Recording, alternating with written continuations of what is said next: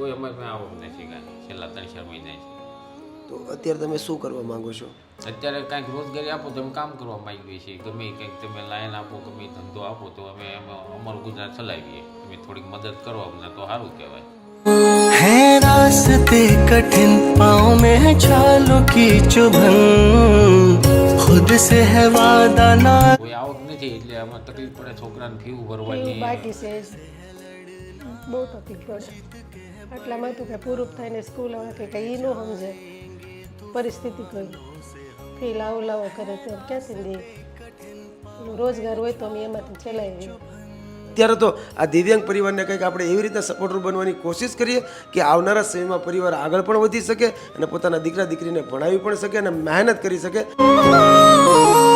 चाहे कितनी भी मुश्किलों में है घिरा दर्द से भरा है हिम्मत